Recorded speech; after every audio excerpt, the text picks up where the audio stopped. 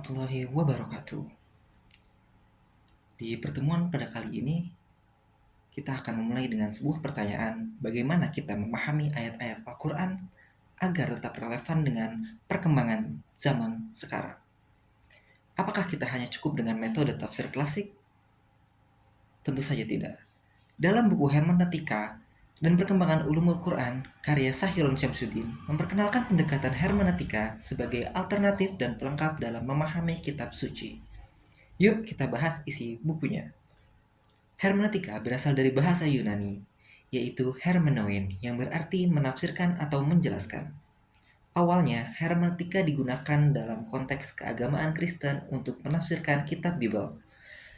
Kemudian, hermeneutika ini berkembang menjadi cabang filsafat yang membahas cara manusia memahami teks, terutama yang bersifat simbolik, historis, dan suci.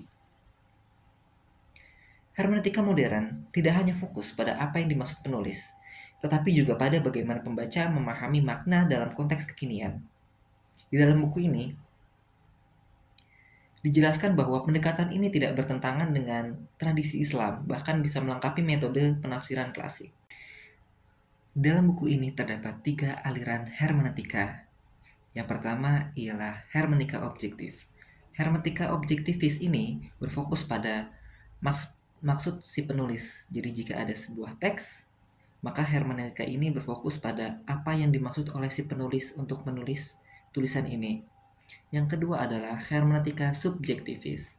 Berkebalikan dengan hermeneutika objektivis, hermeneutika ini berfokus pada pengalaman dan pemahaman pembaca.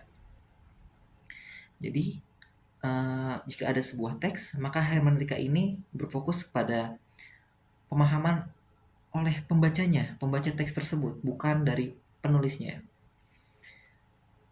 Yang ketiga, hermeneutika yang menjembatani kedua hermeneutika sebelumnya, yaitu adalah hermeneutika objektivis cum subjektivis. Aliran ini memberikan keseimbangan antara pencarian makna asal teks dan peran pembaca dalam penafsiran. Salah satu tokoh pemikir hermeneutika ini adalah Friedrich Schleiermacher. Ia menekankan pentingnya mengetahui niat penulis melalui pendekatan gramatikal dan psikologis.